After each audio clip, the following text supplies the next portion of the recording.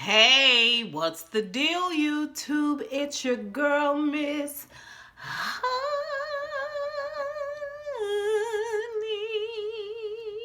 Happy Sunday, everybody. It is your girl, Miss Honey, here with a super quick video. This video is regarding Real Housewives of Salt Lake City. I have had numerous people drop down in the DMs on Twitter and on IG asking me about doing Real Housewives of Salt Lake City. I am not doing Real Housewives of Salt Lake City, and let me just tell you why. I don't know if I'm going to do Real Housewives of Atlanta. I'm going to watch that first episode and just see how I feel about it. I know it's a lot popping off because of COVID. They got to keep us entertained, yada, yada, yada. But, I just get sick and tired of being played. You know what I mean? I get sick and tired of all these false storylines and this type of thing. So I'm not really sure. But more on topic, Real Housewives of Salt Lake City to me feel like a ticking time bomb. These ladies are going to be, if Bravo is not careful, I think they potentially have the potential to go bad on Bravo. It's just the whole setup. It's like a house of cards for me. Let's just talk really quickly. This is the flagship season of this branch of the Real Housewives franchise. And it kind of just feeds into how I've been feeling about Bravo for some time now. Even though I do quite a few Bravo shows, obviously Real Housewives of Atlanta, Married to Medicine, I do that. Atlanta, Married to Medicine, Atlanta. Real Housewives of Potomac, which has really, really, really frayed my nerves this season, just because everybody's like on Team Candace or Team Monique, and it has been, a tricky thing navigating in the comments and with the videos and having your own personal opinions about it. Like, people are seriously serious about this. And a lot of it is orchestrated, but I digress. Likewise, Real Housewives of Salt Lake City for me feels like a house of cards. Like, it could go bad at any moment. There is, let's see, 1, 2, 3, 4, Mary is 5, Housewives, I think, all together, Heather. So yeah, 1, 2, 3, 4, 5, 6 housewives all together. We're just going to go through really quickly, and I'm just going to tell you why I feel like this kind of is a house of cards. Meredith, which I think is one of the most important points that I have to make. She is, I think, Jewish, or maybe it's Lisa that's Jewish. One of them, I don't know. But Meredith is a housewife there. She has a husband. Now, her husband twice now has made these subliminal Freudian slips wishing death upon her and the children, like the family. Like, he's done it twice now. Like, no one's brought it up. I watched quite a few reviews for it. No one's kind of brought it up. But, like, come to find out after he's made these couple of Freudian slips, because I've watched all 4 episodes, they're separated and they're dating each other, and he seems to be slightly obsessed with the fact that she's not dating anyone else outside of him, even though they're separated. Like, you still can't date, and we should still be able to go through our phones, and put that on top of the Freudian slips. Like, that's a ticking time bomb. Like, subliminally, do you harbor ill will if you don't get your way with your wife? Like, I don't know. I don't know. This is all just an opinion, like, allegedly. Like, I'm just feeling like, did anybody else hear him?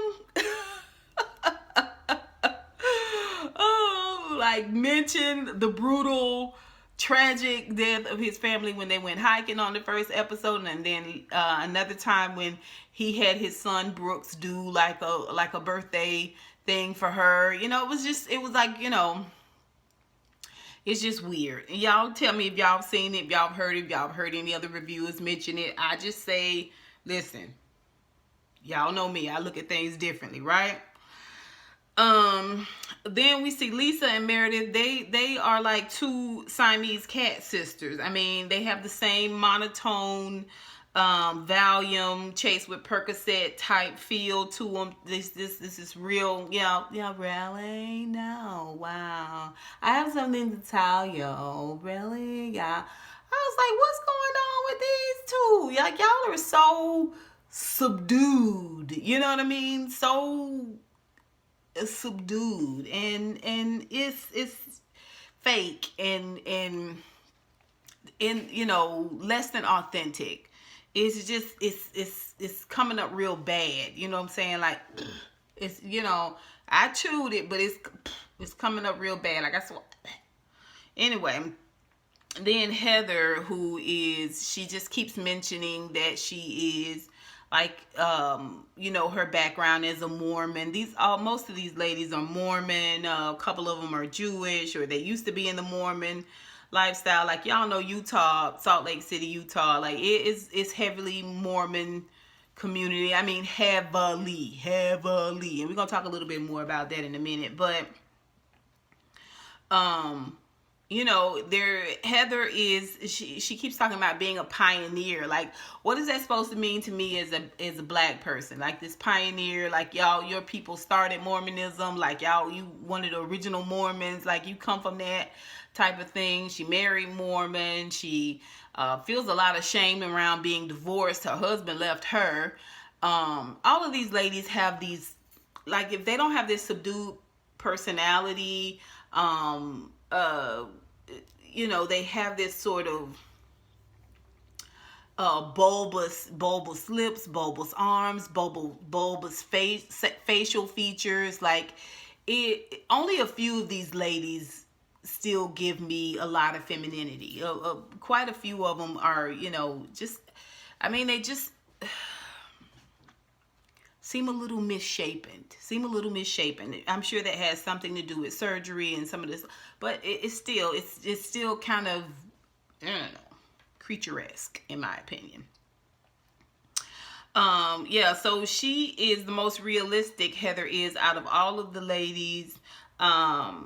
I think she's, like I said, a bit of a sleeping dragon. She regrets having been such a devout Mormon in school and in college and all this stuff. She really envies this wild side. She's made a couple of references to dating black men, liking black men, being attracted to black men. You know, if anything, it would be her religion that keeps her from it. But she's a sleeping dragon. She wants to wild out. Like, she wants to go ham. And I think she wants in on the BS. She's still trying to keep this Mormon facade. But, yeah. Heather. Then you got Whitney. Whitney is one of the youngest ones in this whole cast. Or at least she's young acting. She's married to a man. I think they've been married 17, 18 years. When she met him, she was married. He was married. He was her boss, and they had an affair. There's some talk out there on the web allegedly about them being swingers. She has been excommunicated because of how she got married to this man. And yeah, again, another card in the house of cards, right? Like, it could go left real easy in this situation, like publicity wise is what I'm talking about, you guys. And then Jen and Mary, who both seem to be, like, you know, vying or competing to be the linchpin in this leg of the franchise.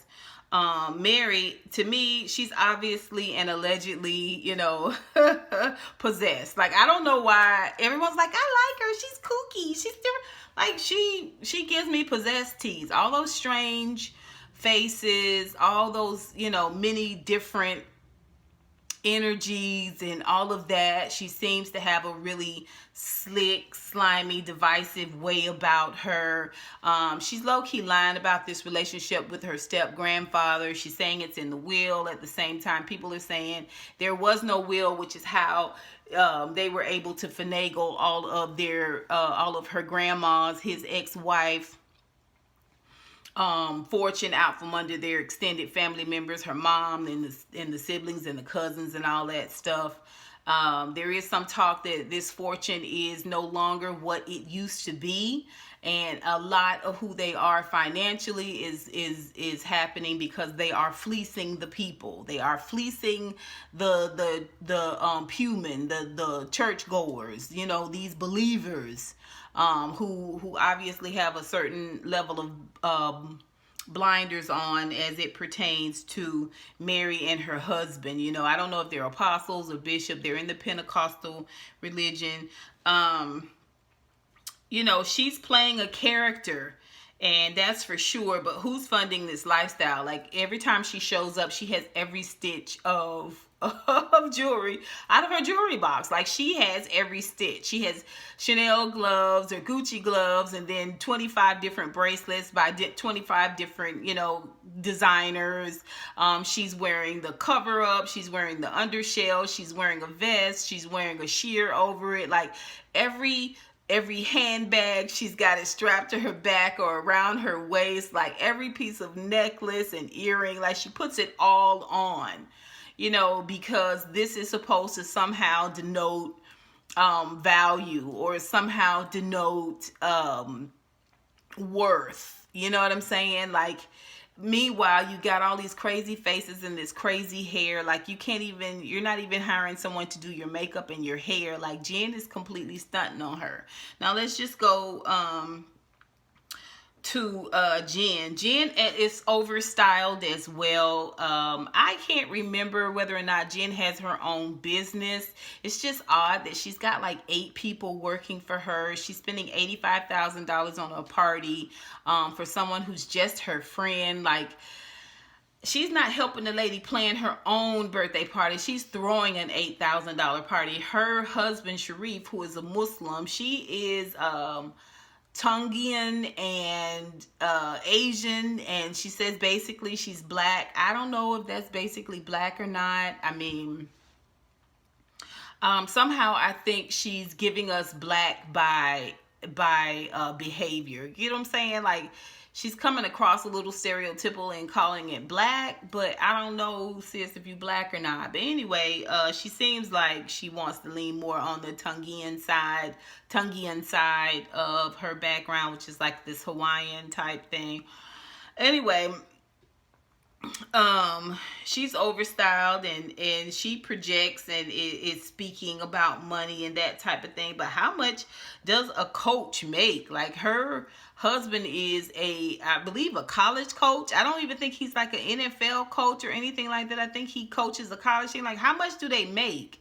Because in this last episode 4, she had a temper tantrum, and he had to come pick her up, and he came and picked her up in like a Toyota Sienna. What was that truck he came to pick her up in? I was like, well, how much do coaches make? She's got a driver, she's got a staff, she gets her makeup done just to leave the house and go over to her friend's house, like, and to sit around. She's the temper tantrum queen. You know, she is gonna be the loudest in the room. She doesn't have to be right, she's just loud. Again, how much does a coach make? Does she have her own business? You know, what's really going on money-wise? We're seeing with quite a few of these Real Housewives. Erica Jane, there's some scuttlebutt about her. Real Housewives of Beverly Hills. You guys know Real Housewives of New Jersey has had their talk and their scuttlebutt about money and how money is being handled. There is this potential for publicity wise for things to really go wrong with these ladies. And I'm just not gonna just talk about, you know, these let's also put the last straw on the camel's back, the cherry on top, the icing on the cake, if you will. You guys know that Utah is a predominantly red state. Like, it's red, and they voted overwhelmingly on behalf of Trump. A good 55% of that vote was females. You know what I mean? And white females, like conservative females, like all mixed up in there together. And I'd be interested in seeing how much of these ladies' lifestyles, their businesses, all of that, their religion, everything, their branding, everything is based in those things, in that conservative lifestyle. Eventually when that comes out, there's a lot of shame and stigma that is surrounding being Trump supporters. So I would be shocked if let's say it's 6 ladies. I'd be shocked if less than 4 of them had not voted for Trump. Like, again, for me, it feels like a ticking time bomb. For me, it feels like the house that Jack built, a house of cards. Like, the potential for these ladies to be in the headlines for some seriously egregious things, whether it be laundering, whether it be, violent crime, for whatever reason, is pretty high, in my opinion. In my opinion, just doing the math, working the numbers. I'm just saying. This is why I'm not reviewing Housewives of Salt Lake City. They leave a bad taste in my mouth. They do. It's something not right about this series. And that's just, I feel, is not right about this series.